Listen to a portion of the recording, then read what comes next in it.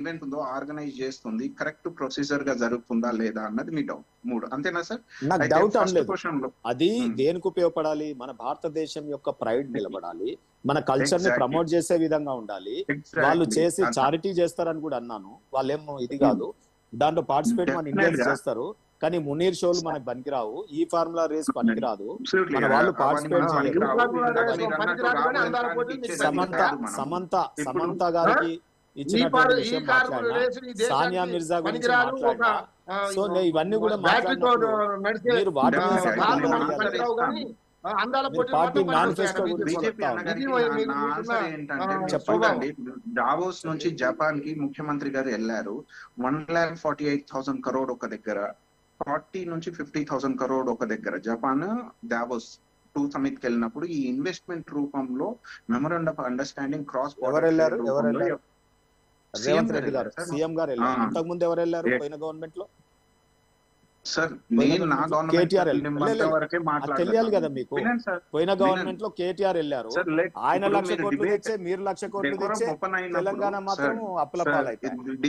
Debate open అయినప్పుడు మీకు నాకు ఒక న్యాయం కాదు. Let's speak it to the viewers కి ఎన్లైట్ చేయడానికి. 1,48,000 crores అక్కడ నుంచి ఇన్వెస్ట్మెంట్ వచ్చింది, 40,000 to 50,000 జపాన్ నుంచి వచ్చింది. డైరెక్ట్ గా ఇండైరెక్ట్ గా ప్రైవేట్ సెక్టర్ లో ఎంప్లాయ్మెంట్ క్రియేట్ అవుతుంది. ఇంత పెట్టుబడి వస్తుంది. మార్క్ మై వర్డ్, రాబోయే రోజుల్లో బలమైన ఆర్థికంగా బలమైన తెలంగాణ నిర్మాణం చేసుకుంటాము. కానీ అన్న నాది ఇంకో డౌట్ బీజేపీ అన్న గారితో.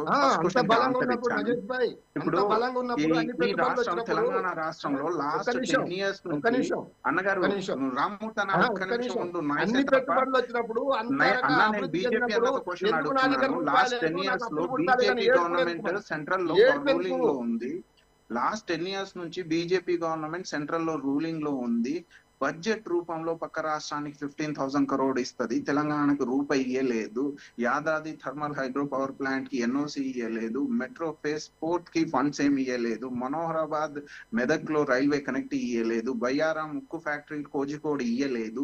అన్నగారు తెలంగాణకి బీజేపీ ఇచ్చింది ఏంది? డైరెక్ట్ చెప్పండి. ఇక్కడ అగ్రీ అవుతారు, నంబర్స్ రూపంలో చెప్పండి.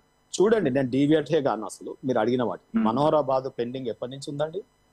దేశంలో ఢిల్లీలో కాంగ్రెసే ఉండే, ఈడ కాంగ్రెసే ఉండే, చెయ్యకపోతే మీరు చెప్పిన సమస్యలన్నీ 60 ఏళ్ళు మొన్న ఆగండి. అరే చెప్తున్నా, మీరు ఇరిటేట్ అవుతున్నారు. నేను చెప్తున్నా మీరు. నేనేమంటున్నా, ఈ రోజు నాతో పాటు చెర్లపల్లి రైల్వే స్టేషన్ రండి, సికింద్రాబాద్ రైల్వే స్టేషన్ రా, కాచిగూడ రా, ఇంటర్నేషనల్ ఎయిర్పోర్ట్ స్థాయిలో ఉన్నాయి. ఇవాళ వేలాది కోట్ల రూపాయలు, మొన్ననే గడ్కరీ గారు చెప్పినారు 2,00,000 కోట్ల రూపాయలు ఒక్క తెలంగాణలో ఖర్చు చెప్పినారు వాళ్ళు. నేషనల్ హైవేస్ ఎన్ని నిర్మించినాం. ఇవాళ 2,000 కిలోమీటర్లు మీ 60 ఏళ్ల పరిపాలనలో ఉంటే, ఒక్క నిమిషం తినండి.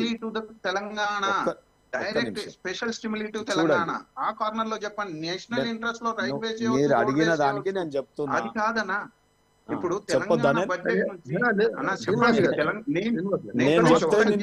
తెలంగాణ బడ్జెట్ నుంచి తెలంగాణ సంపాదన ఎంత ఇస్తుంది తెలుసా?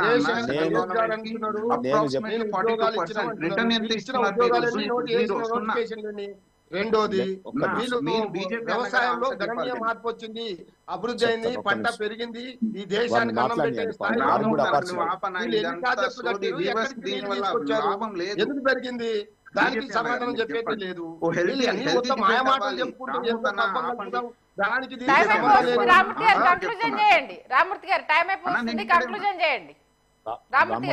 ఇప్పుడు నేనేమంటున్నా, వెంకటేష్ గారు చెప్పేది, తాడూరు శ్రీనివాస్ గారు చెప్పేది, ఆయన చెప్పే దాంట్లో తెలంగాణ అప్పుల పాలైంది అంటున్నారు. 29 రాష్ట్రాలలో మనం ఎన్నో రాష్ట్రము అప్పుల కింది స్థాయి నుంచి 4వ రాష్ట్రములుగా, అంటే దాదాపు 16 రాష్ట్రాలు మనకంటే ఎక్కువ అప్పులు ఉన్నాయి.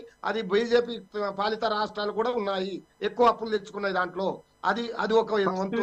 రెండోది, మనోడు ఏమంటున్నారు రాజేష్ గారు, మీ పాడి పెరిగింది చాలా గణనీయంగా. భారతదేశంలో పంట ఉత్పత్తి పెరిగింది, దేశానికి అన్నం పెట్టే స్థాయిలో ఉన్నాము.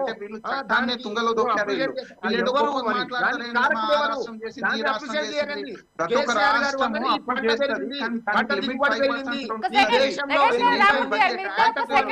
శ్రీనివాస్ గారు కంక్లూజన్ ఇస్తా అంటున్నారు. ఒక్క సెకండ్ నగేష్ గారు, రామ్మూర్తి గారు ప్లీజ్. నగేష్ గారు, రామ్మూర్తి గారు ఎన్ని ఇచ్చారు? ఎవరిచ్చిన ఉద్యోగాలు ఎవరికి మీరు ఊదర కొట్టుకుంటున్నారు? ఎవరికి పుట్టిన కొడుకుల్ని ముద్దాడుతున్నారు మీరు? శ్రీనివాస్ గారు మీరు చెప్పిన మాటలే కదా.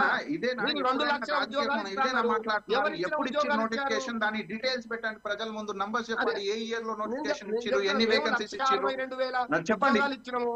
మీరు ఒక్క సంవత్సరం నోటిఫికేషన్ చెప్పండి. నేను చెప్పండి మీరు పంట పెరిగిందంటున్నారు. పంట పెరగడానికి మీరు ఒక ప్రాజెక్ట్ కట్టారా? సొంతంగా ఒక ప్రాజెక్ట్ కట్టారా?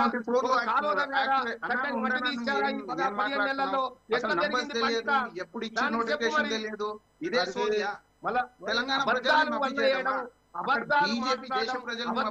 రామ్మూర్తి గారు ప్లీజ్ ఎవరైనా ఒకరే మాట్లాడండి. నగేష్ గారు, నగేష్ గారు ప్లీజ్ ఎవరైనా ఒకరే మాట్లాడండి.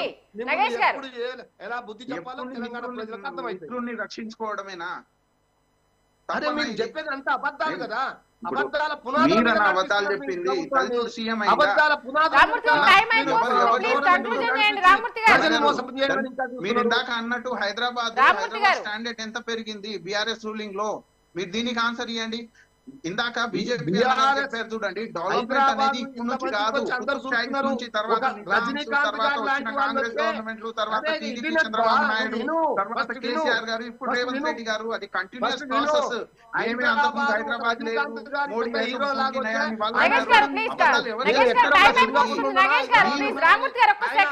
నగేష్ గారు కంక్లూజన్ ఇవ్వండి, టైం అయిపోతుంది. రామ్మూర్తి గారు ఒక్క సెకండ్. రామ్మూర్తి గారు ప్లీజ్. నగేష్ గారు దాదాపు 45 ఓకే, థ్యాంక్ యూ శ్రీనివాస్ గారు, థ్యాంక్ యూ నగేష్ గారు, థ్యాంక్ యూ రామ్మూర్తి గారు. వినే సిచ్యువేషన్స్ లో లేరు ఇద్దరు. ఖచ్చితంగా అయితే ఇది పర్యాటకంగా హైదరాబాద్ మరొకసారి ప్రపంచ దేశాల దృష్టిని ఆకర్షించే ప్రయత్నం అయితే కాంగ్రెస్ గవర్నమెంట్ చేస్తుందనేసి అంటున్నారు. బట్ ఎంతవరకు